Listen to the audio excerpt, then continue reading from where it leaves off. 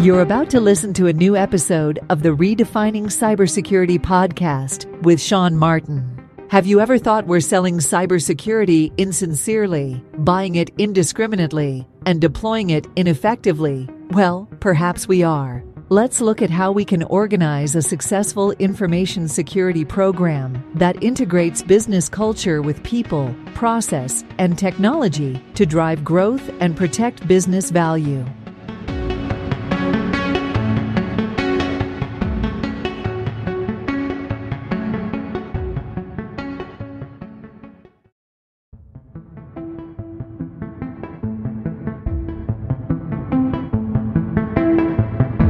Imperva is the cybersecurity leader whose mission is to protect data and all paths to it with a suite of integrated application and data security solutions. Learn more at imperva.com.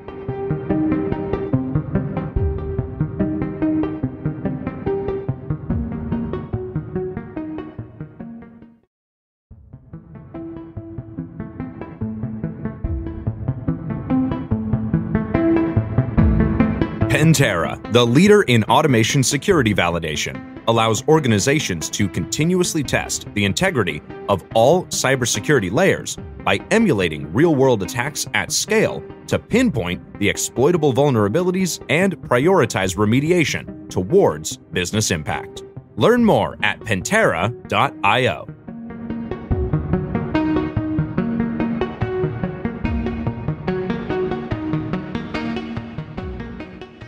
And hello, everybody. You're very welcome to a new episode of Redefining Cybersecurity here on ITSP Magazine. This is Sean Martin, your host.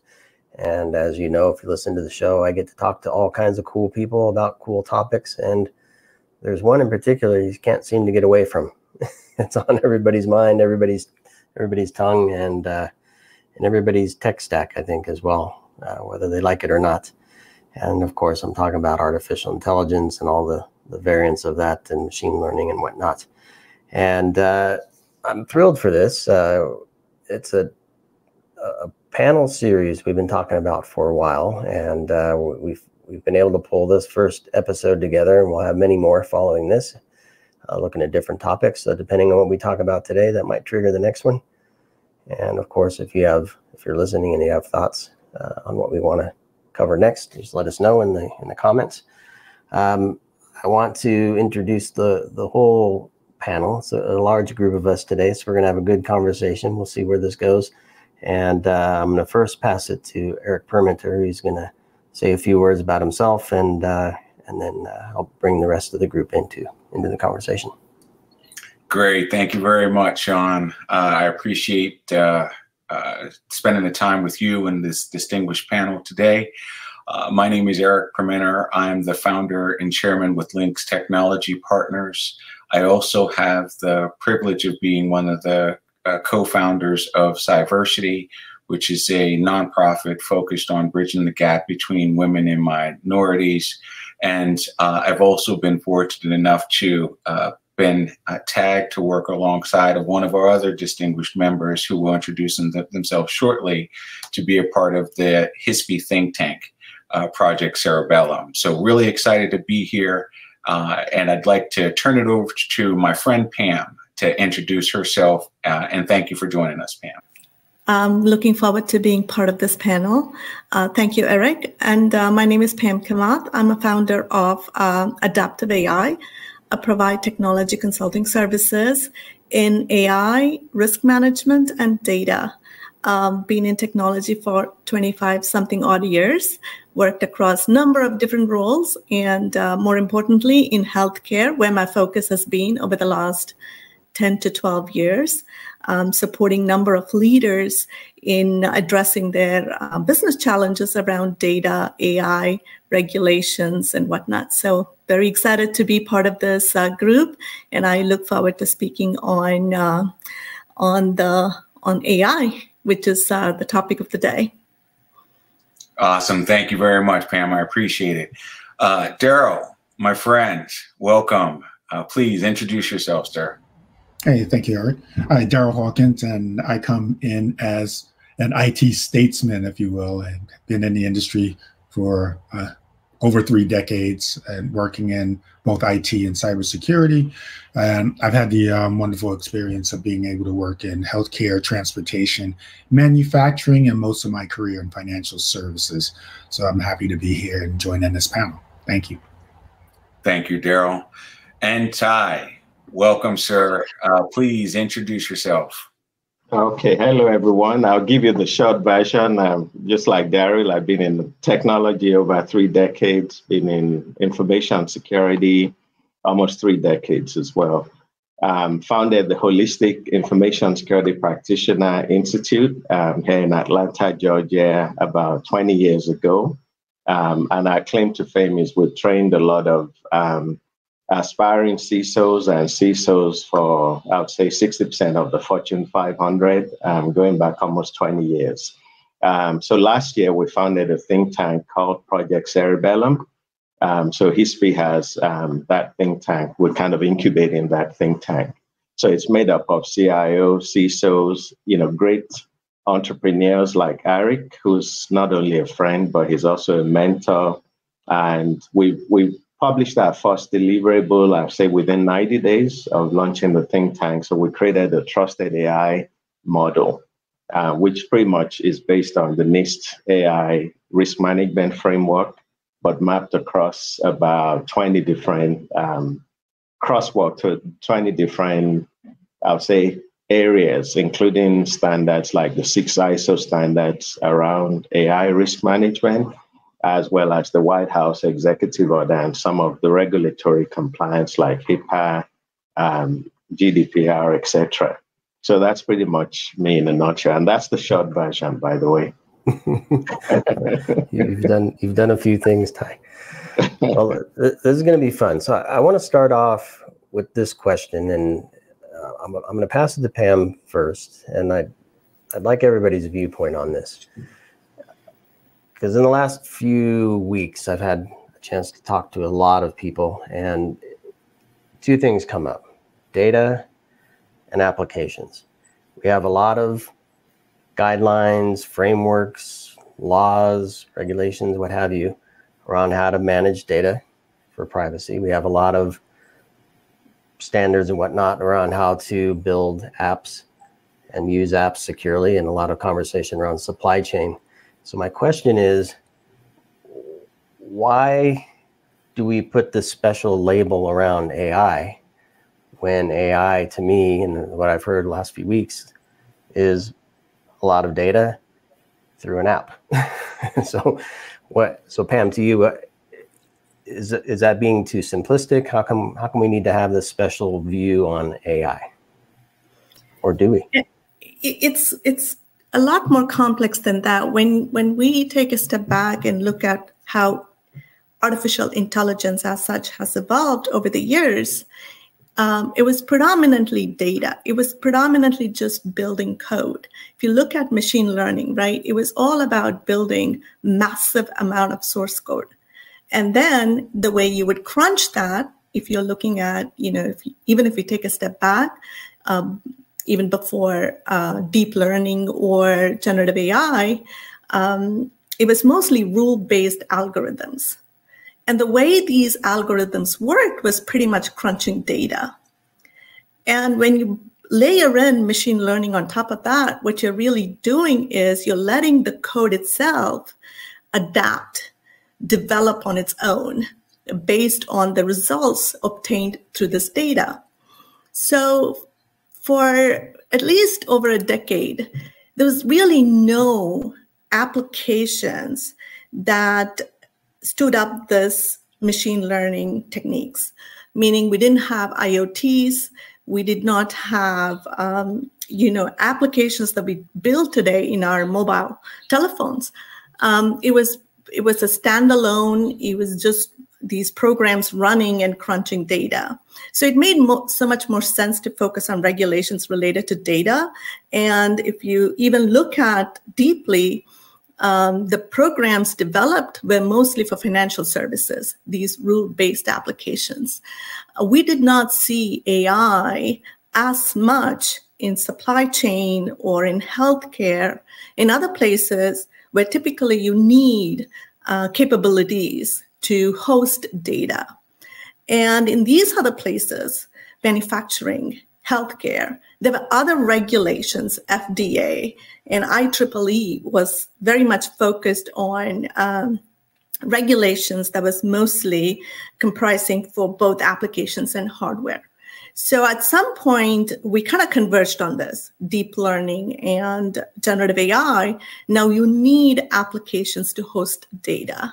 So it's pretty, what do I say, sticky, in terms of how would you layer in the necessary safeguards that take the best of both, and you're not repeating, meaning you're not creating duplicates.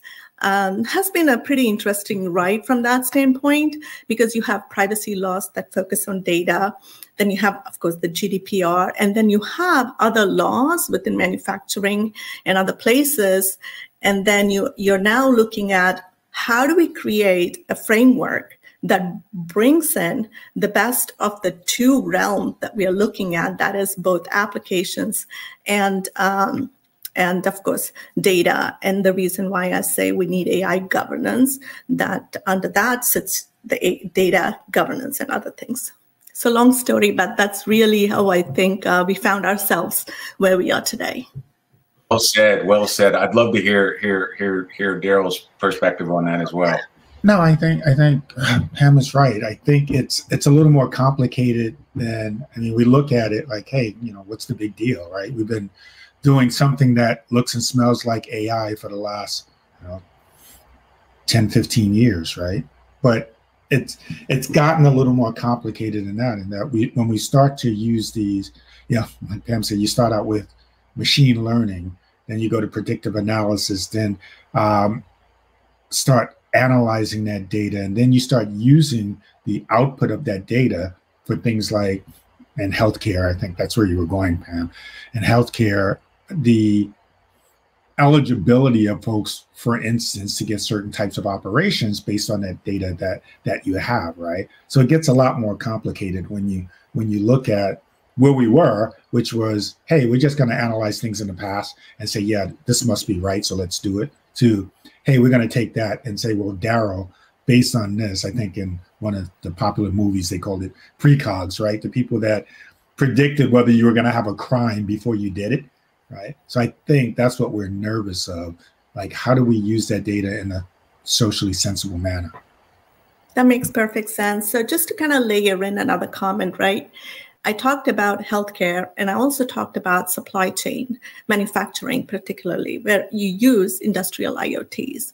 But when you take healthcare, when you look at medical devices, and I have worked in the past in a number of different places that use medical devices, it brings its own layer of FDA requirements in terms of how you want to document and protect those devices from both safety and efficacy standpoint, which is pretty much what the core is of any regulation. And then when you look at some of the things there, when you start peeling apart different domains of that regulation, then there is data protection, then there is privacy. Within that is embedded data requirements. Now, not only do you have how the device need to be protected, but also the data within the device. And then came other regulations. I was challenged on one of the healthcare companies that I was working for, a global pharma company that had massive presence in Europe. And they were now having to comply with GDPR. But then they're also in compliance with a number of other regulations and requirements around these medical devices.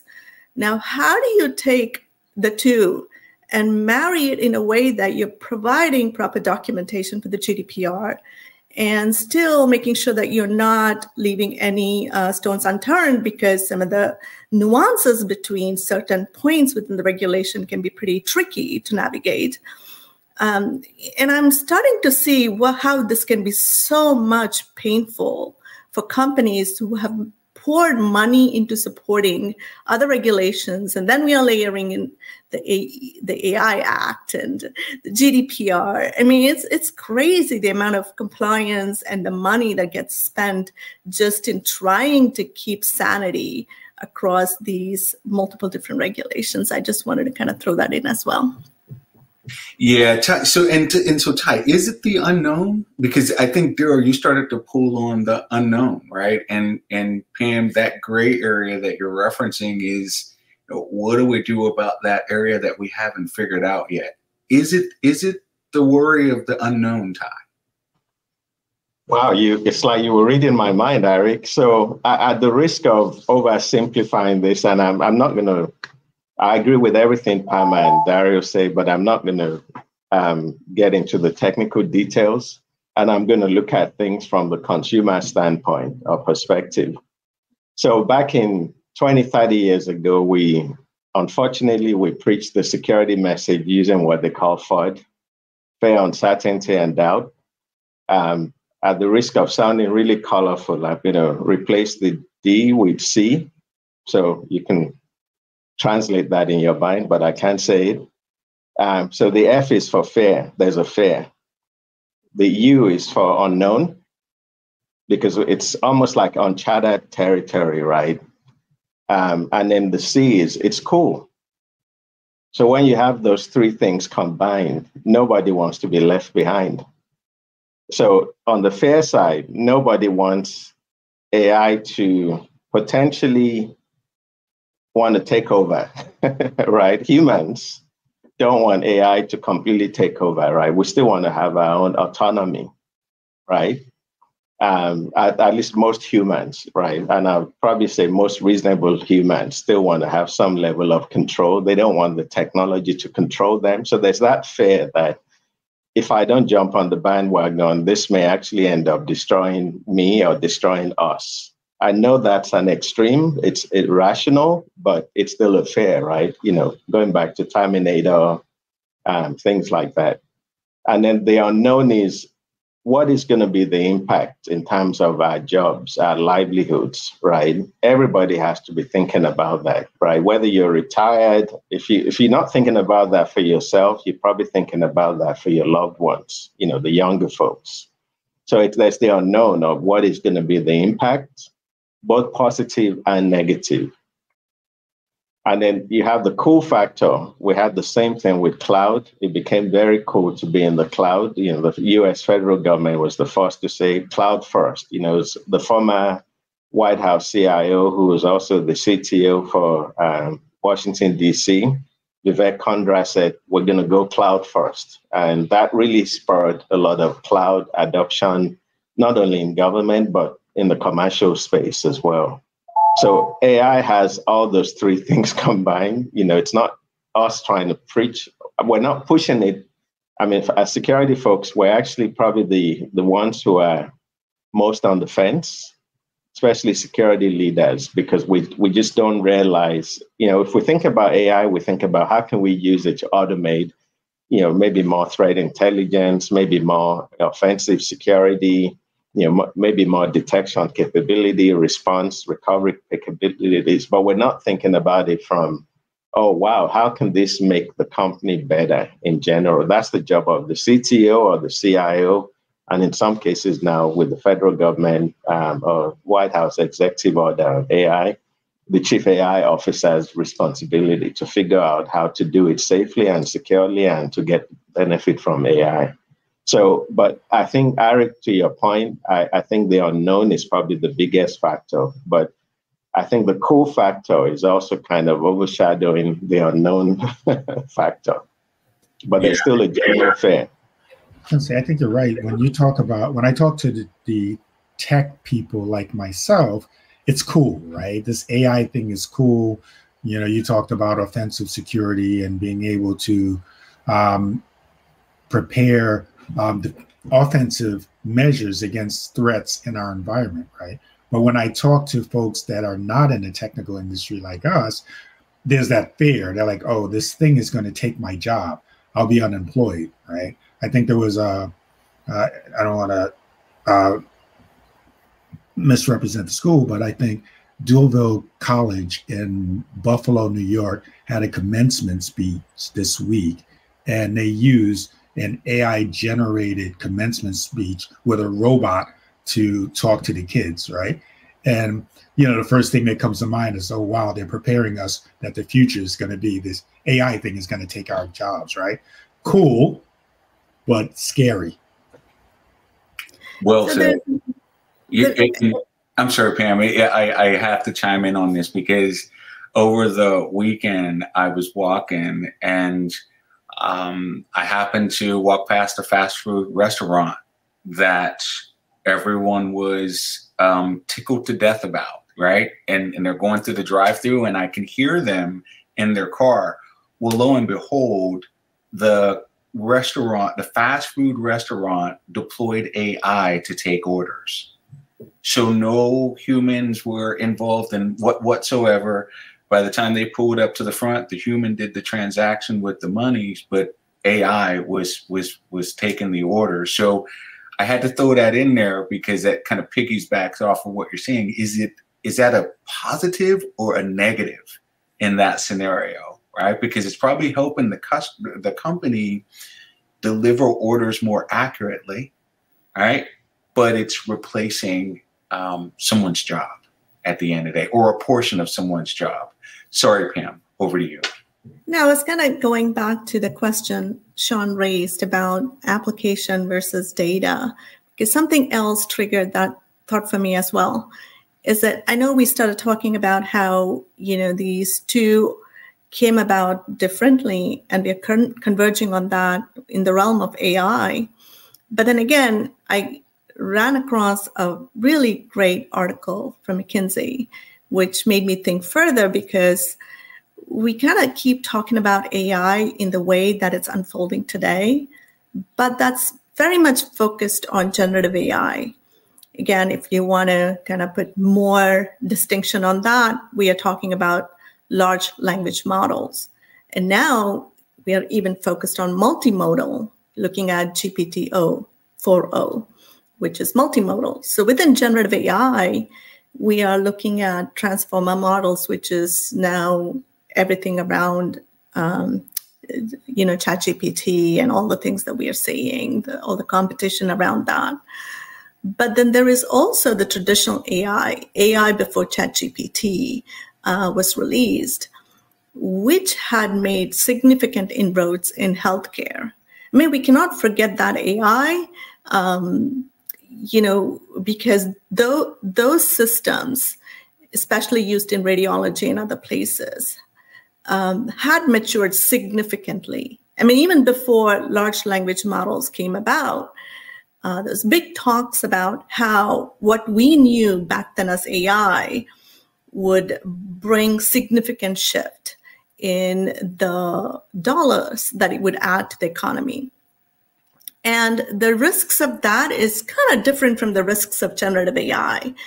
And I still hope that in the midst of this craziness that we are looking at, we don't forget that domain, the AI domain that was maturing, especially in healthcare and manufacturing, other places.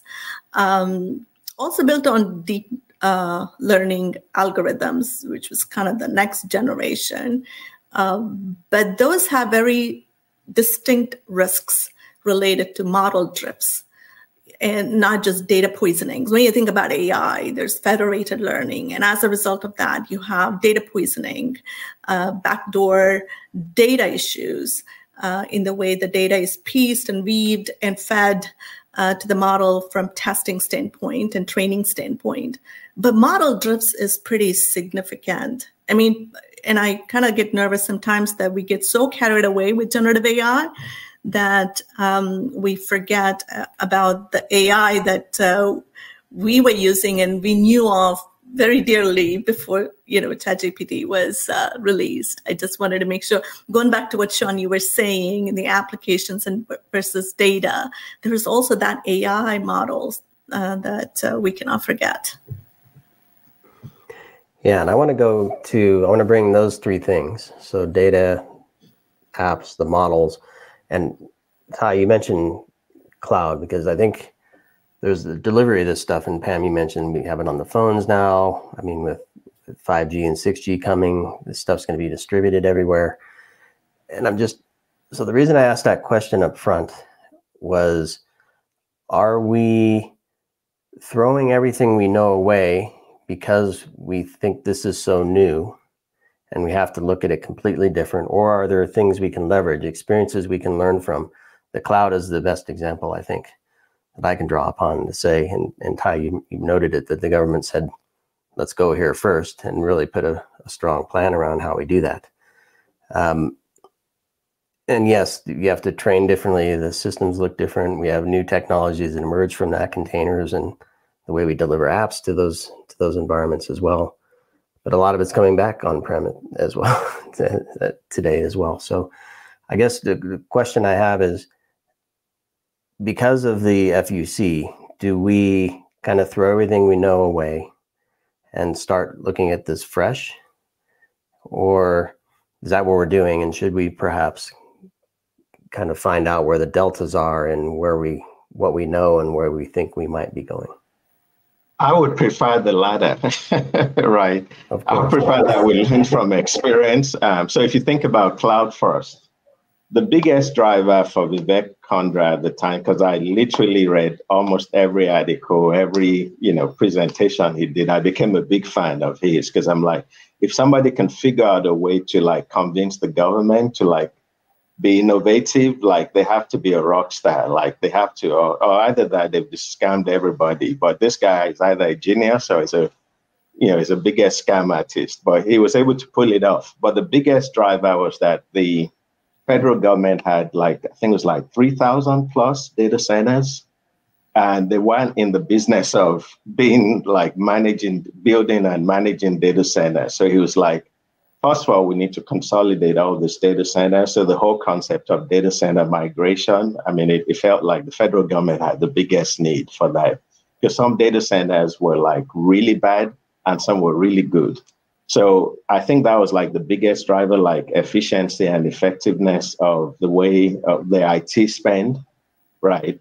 And I can't remember the exact money, but it was in billions of dollars. And the whole idea was that if the federal government could move to the cloud, public cloud services, which obviously created the need for FedRAMP, and stuff like that, to make sure it's done securely, safely and securely. I think we can borrow from that. But to your point, some of it is moving back on-prem. So maybe we can say, okay, what didn't we get right in the cloud-first strategy? And we can apply the same concept to AI, because it's technology. At the end of the day, again, without the risk of oversimplifying this, cloud is technology, AI is technology, right? I mean, there's different facets to it, there's different aspects to it, but it's at the end of the day, it's about managing technology risk. So if we can maybe learn from what did we do right for the cloud, because cloud is now mainstream, right? Everybody is in the cloud one way or the other. Every consumer, every business in the world, every nonprofit is on the cloud in one shape or form. In fact, small businesses tend to use more cloud services. The average SMB, I think the research I did, has at least 50 cloud services they use. And in many cases, free, which means they're giving their data away without any form of, protection, right, from a legal standpoint. But I think we can borrow from what we did with the cloud, 10, 15 years ago, and some of the lessons learned. So we're not reinventing the wheel and we're not repeating the same mistakes. Just to on that, I have a slightly different take. And I think you're right, from the risk standpoint, it makes perfect sense. But I think the way we sold cloud to the corporate leaders was somewhat misguided, because when you look at where we landed today, it's more expensive to manage your capabilities on cloud along with your data compared to on-prem. But if we had sold it in a different manner through different optics, our cybersecurity risks are getting more and more sophisticated. Data risks are getting even more crazier. There is so much unknown with the data itself in terms of how data can be misused at scale and what it may do to society at large. If we were to look at hosting all of those capabilities today on data centers on-prem, we would not have a mechanism or the governance to manage the sophisticated cybersecurity risks and data risks that we have today. And I think in so many ways, cloud answers that. But it was unfortunately sold under the umbrella of cost optimization, which it is not. Sometimes leaders get clouded with that, right? Now they're like going back at their technology leaders and said, what the heck, you guys sold this and I'm paying more for this nonsense than I ever did. If I had put all this in my data center, I would have had a better chance of managing my cost more optimally, right? But then if we had sold that under the risk standpoint, we would have been in a much better place. But then to twist that story, obviously, is always a challenge, because getting them to agree on one thing, right? Getting them to align on one thing is almost always very problematic. And it's somewhat dramatic, actually. Now to go back and reshape that story is a challenge. But I really think cloud is the answer. And even if you look at the way large language models are coming about in terms of what it can solve from problems standpoint, between cloud, each of these big techs having their own language models, which I have no problems with, by the way. I know we talk a little bit about the digital divide, and that's my favorite subject. But the energy consumption and all of that, I would rather they have it and own it and manage it. And smaller models for very specific needs. But I think it's going to become that ecosystem, that platform where each big tech will have fantastic cloud infrastructure with all the capabilities we need to build great applications, and the backdrop being the large language models that they're able to host and provide. That's kind of how I'm seeing it. It may kind of come through in the future for us, but I think it's going to be a challenge again to go back to our leaders and say, by the way, we want to do this because risks will get more and more sophisticated, geopolitical, and everything is starting to emerge as the big problem, right? So I just kind of wanted to bring that back. Taiye, I know you were talking about risk. You're absolutely right, but there's been a bit of a misnomer in how this was sold to begin with. Yeah, but that's interesting, Pam, because you're right. I think everyone was sold on cost optimization for cloud, and that's not really true. They got the first bill, and then everybody knew that wasn't really the case. But I think the introduction of risk, as Taiye talked about, when you have your own data center, right, you're containing your risk to whatever those four walls are. But the risk has grown with large data sets and AI and machine learning, and not through your own company risk, but now you have a service provider to you, and they have a third party to them. Now you, from a risk standpoint, your risks are 4 layers deep, right? You're not only looking at second party, you're looking at third party and fourth party and what they're doing with your data.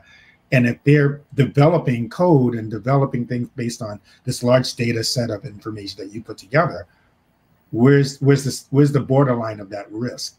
And I think that is really the challenge, right? You can no longer say that, well, I gave the data to Aric, and Aric gave the data to Pam, and Pam gave the data to Taiye, therefore I'm no longer responsible for it, right? It just doesn't work anymore. There is only 3 ways you can manage a risk: transfer, accept, or mitigate, right?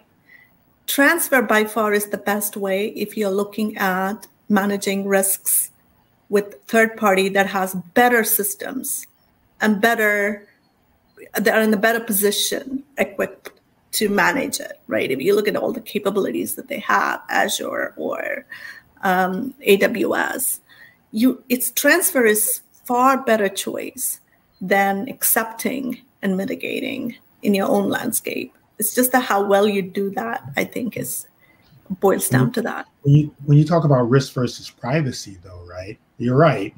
You can transfer it, but when you talk about privacy, us having a conversation is a transference, right? We can be on a call with somebody in Europe, and then we violate GDPR rules because we've said something on a call that constitutes as a transferring of data.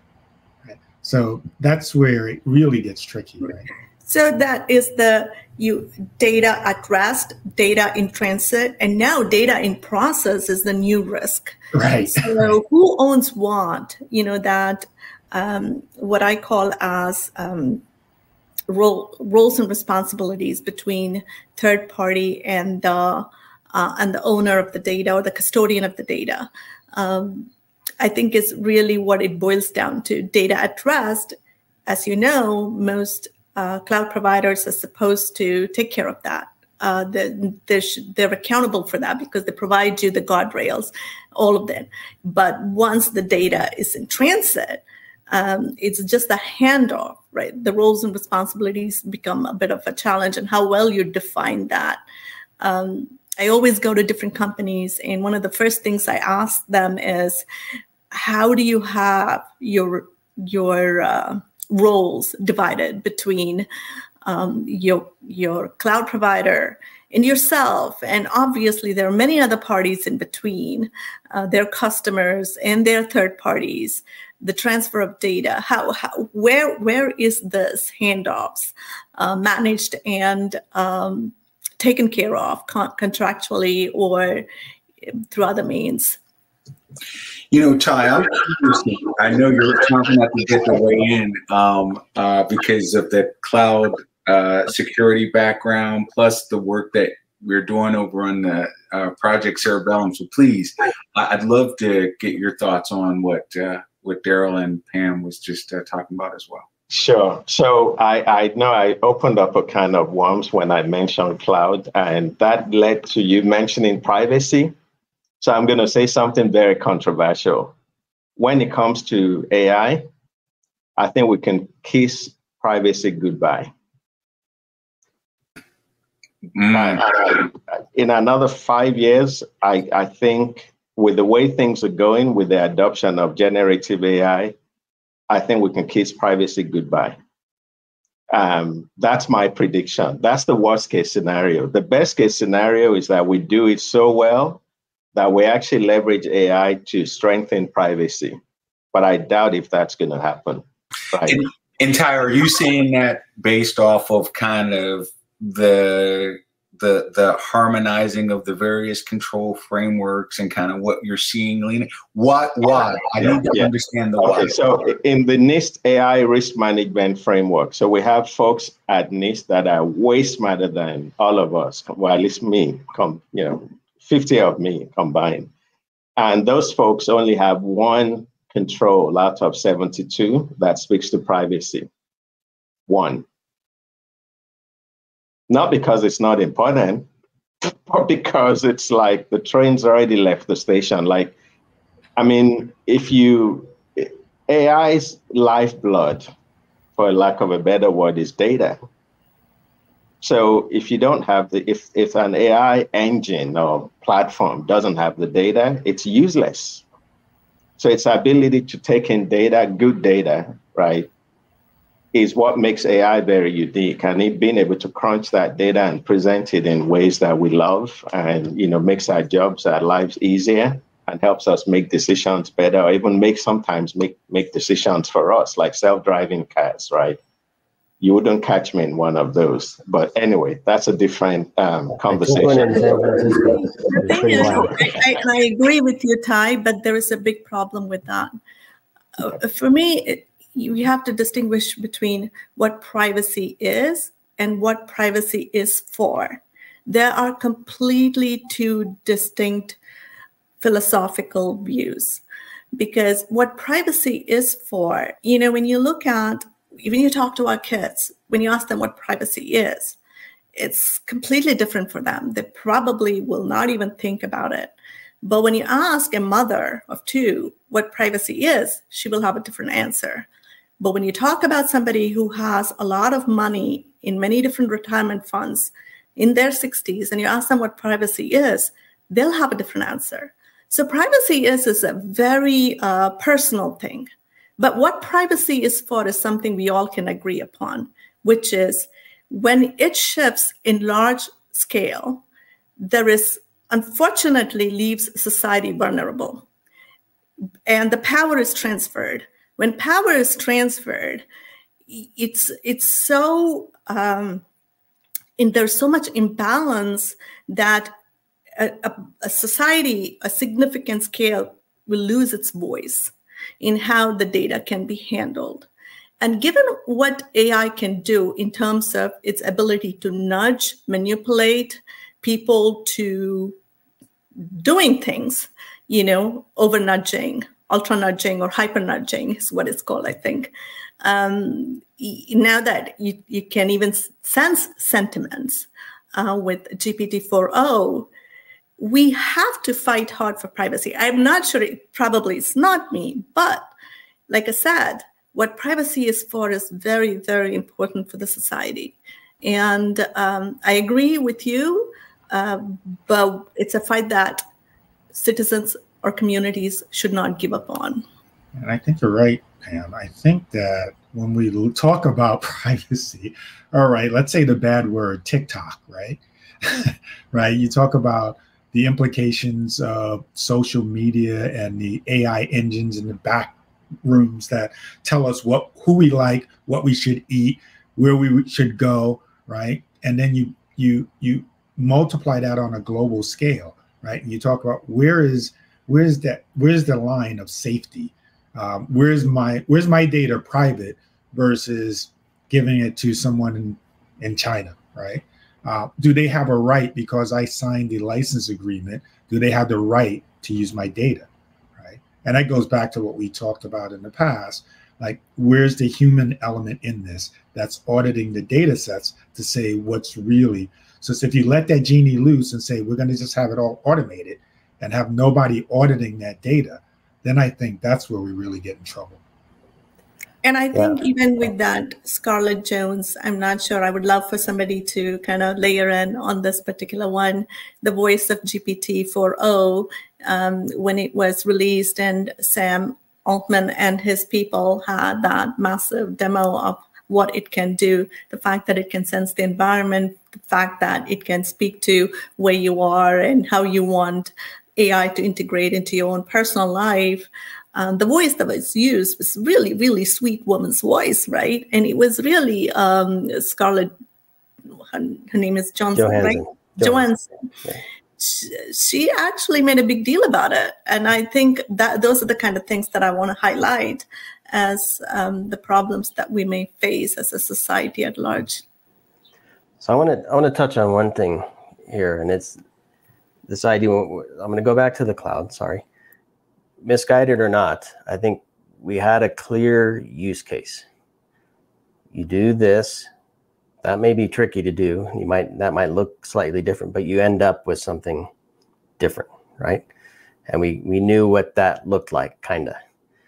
Now with certainly with generative AI, it's any use case for anything across any number of partners in the supply chain. I've had a conversation about signature SaaS service that's eating data for who knows why. Cloud storage services eating data, so you can find information in your storage service easier. But where are those services running on a data center in somebody else's cloud? Who has access to those to enable more services on the services that they provide? And it gets really tricky, and everybody's looking for, how can I use this technology for my own benefit to serve other people, but to make more money as well? And I think it becomes, to Taiye's point, I think all of that, all the data somehow, somewhere ends up in a bunch of places and becomes accessible to many at scale. So no question, just a thought. So I think on a positive note, I think the pros outweighs the cons for AI. So I've been doing these panels where I've invited like state CISOs and CIOs. We have one tomorrow in Atlanta at Secure World. It's actually being hosted by CyberSecurity Atlanta chapter. but we're using the Secure World events as kind of the platform. So we're going to have the state of Georgia CIO, who I've known 20 plus years. We're going to have Joy Purser, who's the former Region 4 Director for CISA. She now works for Veritas. And Angela Hinton, who's my attorney when I was with the city of Atlanta as their first CISO.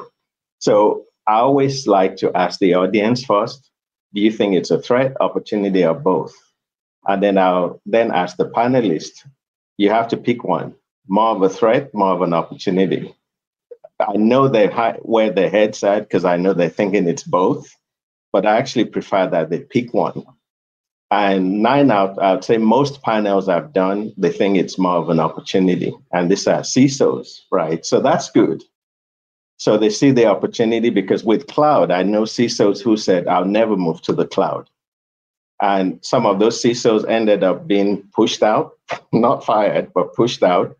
Or they just had to retire, take early retirement, and now they do work with cloud service providers. So one of them actually is a principal consultant at AWS, right? And 10, 15 years ago, he said, I'll never move to the cloud. So anyway, so I've seen that. So the good news is the security community seems to be open, like cloud, where we're never going to move to some said we're never going to move to the cloud. I've been in CISO roles where we had data centers in the basement right underneath a water fountain. And I said, and we had bomb threats every week. And we had metal detectors into the building. It was a public building. And I said, we should never be in the business of owning our own data center. We need to move everything to the cloud. 2 years later, I was long gone. This organization had a major ransomware attack. And guess what? Workloads were still working, the ones in the cloud. All the on-premise stuff, because of all the technical debt, you fix potholes or you patch systems, right? It's competing dollars. A lot of the on-premise workloads were down for like weeks because there was so much technical debt. But the stuff in the cloud stayed up. I say all that to say, I think there's a lot of, we may have missold the cloud. Some CIOs may have done that, but we can learn from those lessons and say, okay, for this new technology, it's not really new, but ChatGPT makes it sound like it's really new, because now consumers have a seat at the table, right? They can use it, right? And they can experience it. So that's why it's become mainstream. And, the media has done a great job. But I think we can borrow again from those lessons and say, okay, yeah, we're going to put the guardrails in. We're going to try our best to make it safe and secure. We're going to protect privacy. For me, I think the unknown for privacy, as long as I know how my data is being used, I'm fine with it. That's my risk tolerance from a privacy standpoint, right? Now, 20 years ago, I had a different perspective because I lived in the UK and the European mindset is my data is mine, right? My data is mine. Nobody has the right. I never got any junk mail through the post, because privacy is a big deal in the UK, right? Or was a big deal back then. Now I have a different perspective because I've seen the benefit of organizations actually being able to use our data for good use, right? Or to leverage our data for good use. So my perspective has changed. So to Pam's point, privacy means different things to different people and different generations. And I think if we can change that unknown to known, like giving the consumer the visibility into how their data is being used. But I don't think organizations like OpenAI can do that without being transparent and without being accountable, right? So the privacy principles, transparency, accountability, explainable, all those things, they have to be able to do that. And for me, those are the kind of guardrails that we feel everyone needs to have. Still do it, but still have those guardrails and make them top of mind. Yeah, I think you're right. I think, though, you're absolutely on target that the mantra of the CISO has changed, right? In the past, the CISO's job was, to paraphrase, never let a good disaster go to waste, right? If something happened, you got budget, right? And that's how you built your program. But I think today, if I talk about commercial space, right? Well, if you talk about healthcare and you say, do no evil, we're going to use generative AI for the better of mankind. But in the commercial space, it's all about, what do I like to say, Mr. Perminter? The answer is money. What's the question, right? When you talk about the commercial space, you have to show the return on investment, because big enterprises are not going to use it unless it generates revenue, right? So where's the line between what's commercially profitable and what's bad for society, right? And I think that's our challenge. And I think I love the way you put it, Darrell, because that is where I think use cases come into play. And I think some of the big companies are doing a pretty good job in outlining the use cases for generative AI. That should provide us with some level of guardrails around risk acceptance or risk tolerance. When you look at retail, when you look at entertainment and other places, by far, risk is the last thing that they think about. And obviously we can shape that, have, constructive conversation around that. But when you look at healthcare, obviously our tolerance is a lot different, especially when it comes to data itself. And we do have made some really good headways around privacy enhancing techniques, right? We could layer in some of that, but how these models get trained, unfortunately, is still a big question mark for all of us. And also that's where custom models make a whole lot of sense. Small models that's very specific to that use case, because your risk tolerance is practically zero for some of those things. You obviously want to say, well, if you're using OpenAI, you want to think twice if you for this particular use case. So I like use case as a way to filter out how we want to manage risks. And hopefully that'll kind of, in a way, help us integrate these models, integrate AI into other business capabilities based on use cases and the risk levels that each use case holds, commercial versus healthcare and other sensitive areas. So Pam, I have to ask, what, and this is for everyone, what is your and each individual's personal use case for AI today? How are you using it today, if at all? That's a great question. For generative AI, there is a great appetite for sales operations, marketing, virtual assistant. People seem to be very open in wanting to learn how to use, and I've been helping some of my own customers with marketing strategies and how they can layer in generative AI. But I still see a lot of hesitancy in other areas, in the financial services and healthcare, for good reasons, especially around privacy and security. But if you move away from generative AI practice, AI seemed to have a pretty significant hold in financial services and healthcare. How about yourself, Taiye? How are you using AI today? So I've actually sat down with CISOs, believe it or not, some state CISOs, to actually help them refine their strategic plan, their vision statement, mission statement, using ChatGPT, believe it or not. So that's one clear use case. From an institute standpoint, HISPI actually moved to a proctor-free platform. So I'm not going to mention the name of the vendor, even though it's in the description. About 5 years ago, we were proctoring exams in person. End of the day, it was a 5-day class. End of the 5 days, I walked around the room, and folks would still find out potentially may have been cheating, right? Because you couldn't watch their screen all the time. And then we started doing like a Zoom type where you watch them, they share their screen, but you just don't know if they have another screen going, right? And so we tried this platform, which is already integrated with a learning management system, which is a proctor-free platform.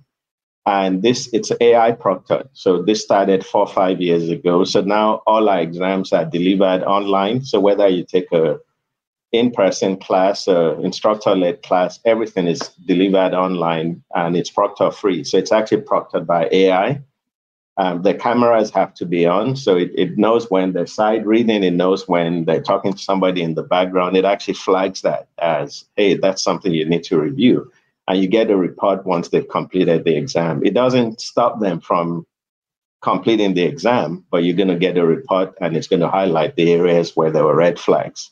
So that is a perfect use case because I've had to proctor exams halfway around the world. I actually did a trip to Taiwan once to proctor an exam for 5 auditors. And I flew halfway around the world to spend 12 hours in Taiwan. I'll never do that again, thanks to Proctor Free. Yeah. Good stuff. How about yourself, Darrell? What are your use cases? So I'm going to throw the fun factor in there, right? In my spare time as an amateur DJ, right, I'm using AI models to put together playlists, right, so that I never have the same playlist again. So it examines my entire library of music, and I give it parameters based on what type of audience it's going to be, and it puts together a playlist. Of course, the human factor is I still have to understand that when people are dancing or not dancing, right? You still need, again, going back to my statement, you need a human auditor. So AI takes the music, looks at the library, I give it the parameters, it pulls together a nice playlist based on beat matching and pitch, and it says, here, play this, and then I still have to perform the function, right? So just a different spin on all of the heavy duty AI techie talk. Pun intended, spin. Most definitely. So, Darrell, you're not worried about that AI replacing you as a DJ? Well, you know, it's funny because that is a big concern of a lot of DJs, that you can put AI in a studio, right? You can put AI in a studio, in a recording studio or a radio studio or in a DJ booth, and just feed it parameters and it plays automatic. But there's still that human factor, right? So right. People are different, right? We know what we like, and yes, until we become numb to it. Yep. Right. We accept it. I have this theory of lowest common denominator. We all end up there and we're okay with it. And it sucks. So maybe you can have Darrell.AI or Hawkins.AI that is like a clone, a digital clone of you. Exactly. How do you know I'm really here now? Nice. So I want to share quickly, Aric, on this point, because one could imagine one use case for us, which I'll go ahead and share. We use AI to kind of summarize and find the key points we have during these conversations. So we use that to summarize and find interesting points. We also use it because we have a network of shows where we have a very strict rule of not having promotional content in thought leadership conversations. So we check for somebody trying to pitch their company or product in a show, and they shouldn't be. So we can identify those. A number of months back, and I've talked about this in other episodes, we started to build an AI bot to help people find conversations that we've had, and to then find key points from those conversations to help them learn. We chose to not do that for 2 reasons. One, errors. So it was not accurate. It was placing quotes for people that were not quotes, and there's no me in between that engagement with the end user to verify it. So I didn't want that inaccuracy. And the other was cost, going back to the cloud. If somebody misuses or abuses my bot, who pays for it? This guy. So those 2 risks made me decide not to pursue that particular project. Interesting. Sean, I did have a question for you specific to this. A lot of the actors and folks in the entertainment businesses worry about AI kind of replacing them. sort of along the themes of the replacing the DJ as well. But Sean, do you have a risk for AI kind of outthinking, right? Your the content that you have been successful generating over the year by just training itself, right, on your content? Is there a concern for you there? And if so, what are you thinking about that? So I'm not too concerned.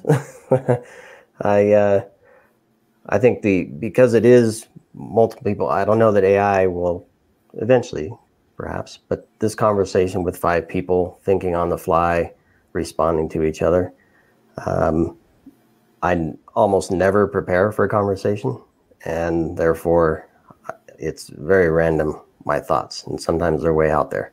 So it can try to figure out what the heck I'm thinking. Good luck with that.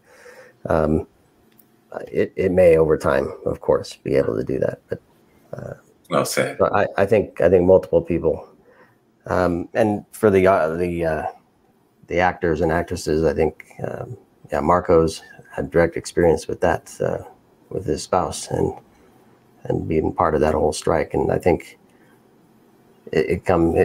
your point, was it you, Darrell, that said money's the answer? What's the question? Right. I think it's all boil down to who has control and where the money flows. Well said. Well said. And I know we're at kind of at time here, and I'm going to summarize in a second. But for you, Aric. For me, we are actually utilizing it in sales operations, as Pam indicated. Our specific use case is around looking at order winning proposal language and pulling those winning themes forward in future responses, but building upon those responses by leveraging AI to lean forward on the topic. And it's been a true needle mover for us, both from the perspective of positioning higher value services with our customers, but more importantly, better defining how we operate and what we're positioning as a company. So it's making us a bit smarter, if you will, from a sales operations perspective. Love it. At some point, you're going to have a conversation about that proposal. You have to be able to speak to it. You do. And I think that's probably where we will see us all heading towards, is how can we be smart as a result of this tool? But I think we'll always be stopped for human element.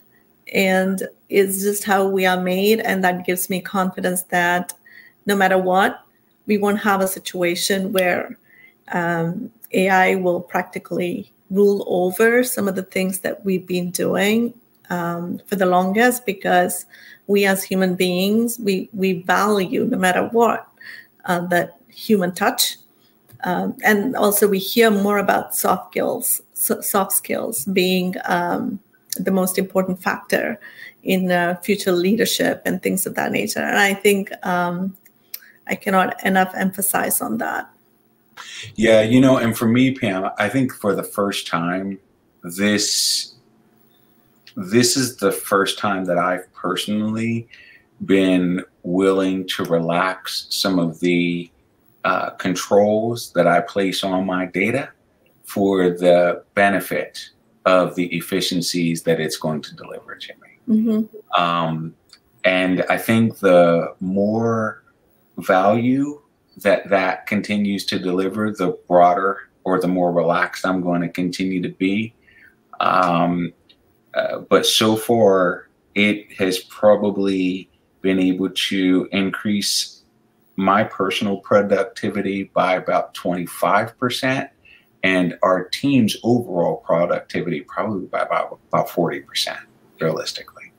That's kind of pretty much what I hear as well with some of the people that I speak with. So you're very spot on that, because people are starting to see that they are working smarter and not so much harder.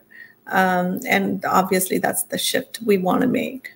The reason why I say there's two things. One is not only will it make us smarter as in how we will be positioned in front of our own customers and vendors or providers, but also it's the creator's economy right now. We can create, amazing things with this tool. I use it because I love cooking, and it's amazing to see that I can say, I only have like these 3 ingredients. Give me 5 different options, and this better be a global cuisine. And it baffles me each time, it's like, oh my goodness, I always, because I've been cooking for the longest, and it's my passion, I always keep thinking that, of course I have all these cool things I can do, but I am actually amazed at what it's able to do for me. And I'm like, oh, this is amazing. So it's fun. It's fun, actually. Something that was probably inedible to anybody but myself. Still have to have the technique. You do. Yeah. Baking's different than barbecuing, I think. But well, this has been fantastic. I think what I took away from this, clear use cases. I think we kind of close with that as well, and with a view for what the outcomes are. What are we trying to achieve with it? And to your point earlier, Pam, kind of scoping that, taking it directly to something that we can really focus on, so that we're not trying to boil the ocean there, I think really helps. And then we can switch to looking at risk tolerance. And then I think some of the other points we made were leverage what we already know, right? And what can we learn from the past where we've encountered something like this before. And I think with that, we have some guardrails, and I think we're going to have many more conversations. I think some ideas on what guardrails might look like would be a good one next. Right? So Indeed. Well, Pam, Aric, Darrell, Taiye, thank you so much for a fantastic conversation. I hope everybody enjoyed it. And the goal is to get everybody to think, right? And I'm certain we did that today. So thanks, everybody, for listening and watching to this episode of Redefining Cybersecurity here on ITSP Magazine. Thank you, panelists. Thank you, everybody. Please do subscribe, share with your friends and enemies, and stay tuned for more. Thank you all. Thank you, Sean. Thanks, everyone. Thanks, everyone.